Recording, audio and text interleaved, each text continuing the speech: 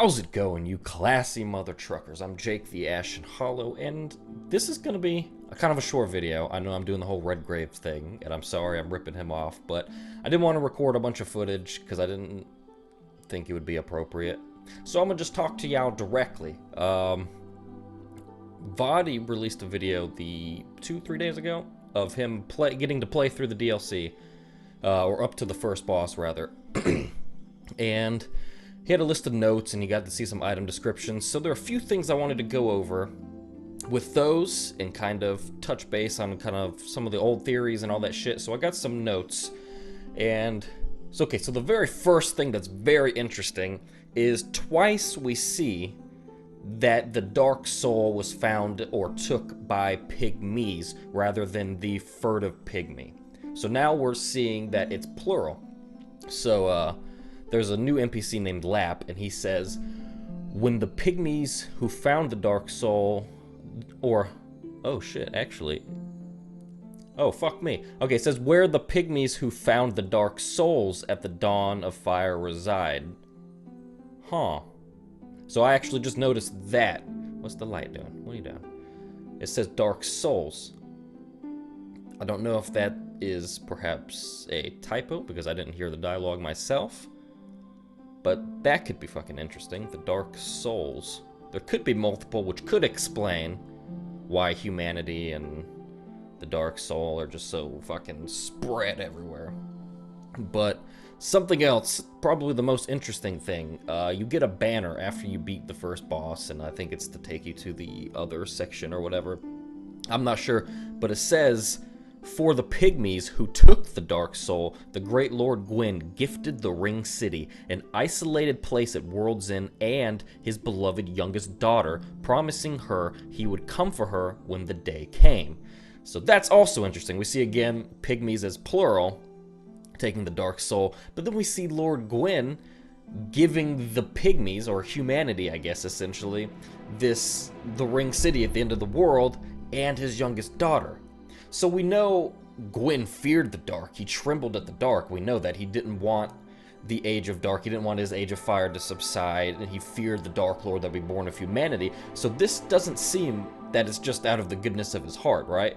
Oh, here's my youngest daughter, but yeah, he's promising her that he's gonna come back and get her. So it's kind of like, almost like a hostage situation. I wouldn't say that exactly, but perhaps he did this, you know, get on the dark's good side, if you will, and or perhaps to buy him more time to figure out how to extend his Age of Fire. But that's super fucking interesting, and it also confirms that Gwyn had more than one daughter. I went over in my video about Yorshka how I think that she could be one of his daughters, but she seems to be quite young, and I don't think it would be her that he handed over.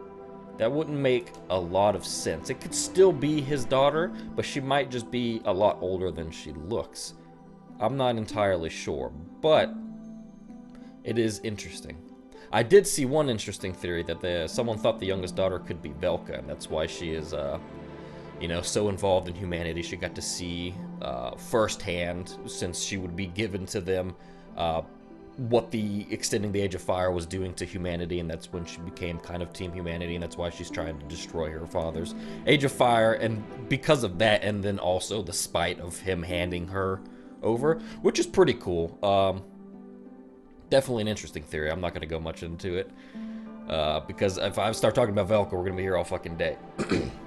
So, something I think is interesting now is when we look at Manus. You know, Manus has been one of those forerunners for this is the furtive pygmy.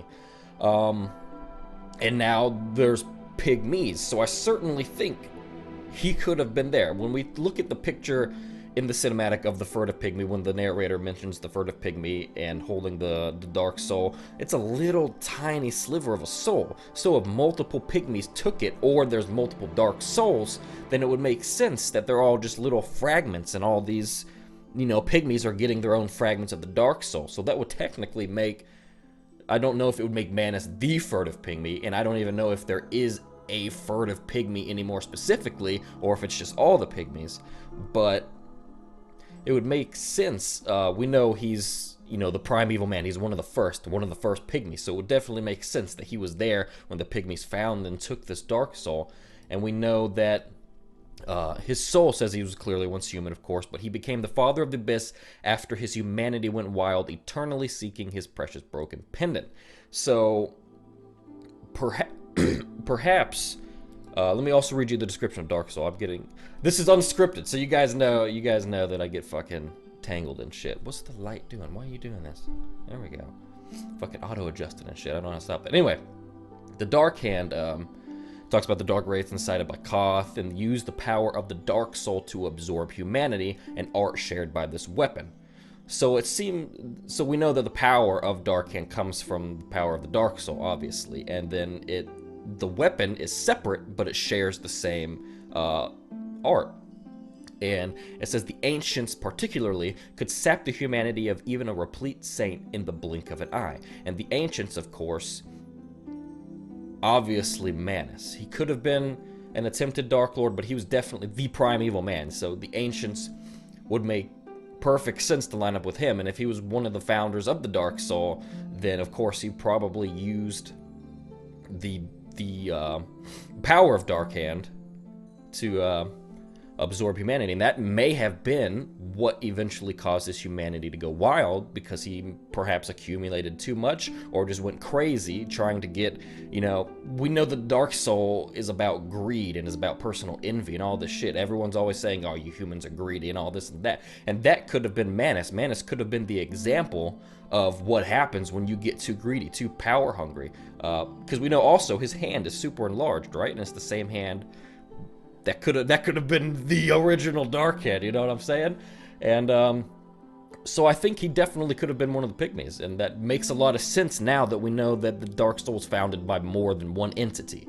And so I can go on record now that I guess I was wrong in a sense. I mean, I said I don't think he's the furtive pygmy, but yeah, so I guess I am kind of wrong about that, and kind of not. It's weird, but I don't mind admitting that, you know, I've kind of fucked it, but it's cool. Yeah, I think, yeah, he definitely had something to do with that. And so the other interesting thing I wanted to point out was about the first boss we fight, the Batwing Demon.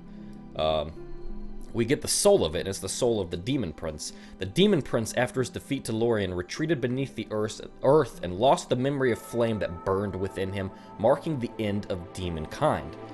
So that's super fucking interesting, because he forgot about Chaos. That's why Chaos died out. Essentially, that's what that's saying, marking the end of demonkind. Demonkind ended, or is ending, we see, because the Chaos flame is burning out. And then there's a curved sword called Demon Scar. Now this is super interesting. It says, this chaotic thing, the last flame kindled by a demon prince, is shaped like the claw marks of a demon. The last flame kindled by a demon prince. Now this is saying two things. A demon prince. So there could have been several demon princes. Obviously, a demon prince is just one of perhaps any number of demon princes. And the last flame kindled by a demon prince. We know that the flame demons are talking about is chaos. So what if demons were kindling the chaos flame in the same way we're extending the first, or the Age of Fire, through the first flame? That could make sense. And now this last demon prince has forgotten the memory of the flame that burned within him and didn't kindle the flame, and that's why now demonkind is disappearing and the chaos flame is burning out. That is super interesting, because I mean, the flame of chaos is a substantial flame. It is a very powerful flame, similar to the first flame, perhaps not as powerful, I'm not exactly sure, but it would make sense that they could work in the same way. When it starts to wane, it becomes kindled, and you know, shit happens. But apparently it didn't seem to have too bad of an effect on the demons. I don't know, but perhaps that's just chaos, and chaos is fucking chaos. So yeah, that's super interesting. Super interesting that could perhaps be happening. It certainly seems that way based on the description. So those are just some things I wanted to bring up. I was super excited to talk about, and you know, it's not March fucking 28th yet. We still got like a month and what, 17 days? Jesus. So yeah, I just want to talk about those things. I thought it was cool, and I wanted to get the discussion going, see what you guys think. It's super, super interesting for sure. And there was a bunch of other items and stuff I didn't want to go over too much, because we'd be here all day. But I'm very excited for this DLC. I think it's gonna answer a lot of questions. I think we're gonna have a good end to the series, and we're gonna find a lot of shit out. But yeah, thanks for watching. Definitely would love to hear what you think. And, oh, also, with the confirmed Earthen Peak from Dark Souls 2 and the Desert Sorceress and stuff, we're going to find, I think, a pretty good way to connect Dark Souls 2 to the rest of the story, which I think is cool, because I am finally playing through Dark Souls 2, and I'm enjoying it as much hate as I've given it, which I'm doing on Twitch, on weekdays, so definitely be sure to follow me on Twitch if you want to see me play Dark Souls 2.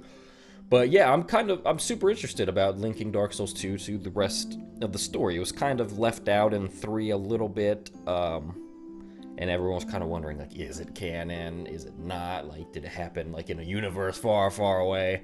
And I think it's cool that we're seeing these things come together. And I had an interesting thought. There was a ring that you get in the beginning from an ogre if you kill it, like the stone ring or something. But it talks about shieldless Lothian. And I was like, that sounds super fucking familiar. And it also said he was from Ferosa. And we know Ferosa has to do with the Lion Knights, and people think that's associated with the Firstborn and Faram, which it could be, it could not be. But it's interesting that Lothian was from Ferosa, and Lothian sounds like if Lorien and Lothric had a fucking baby. And then, of course, that with the Ferosa Knights, and oh, that could be associated with the Firstborn. And then we summon Lion Knight Albert from Ferosa, a Ferosa Knight, in Lothric, right outside of Imma's church or what the fuck ever. So I think that's interesting. I think we're going to be finding a lot of different ways to link Dark Souls 2 to the whole story. And I think it's kind of been there a little bit and perhaps overlooked, but I think we're going to get some things that wrap it up. But I'm going to quit rambling, because I'll just sit here and fucking talk about Dark Souls all day and all that. Quit looking at your notes. Quit looking. Quit looking. We already read them. Okay, but thanks for watching, everyone. I don't... See, this is what happens when I don't script things. I'm sorry. Thanks for watching, everyone. Have a great evening, day, night, morning, wherever it is you're at. I fucking love you. Peace out. Oh, shit. Well, I botched that ending. Bye.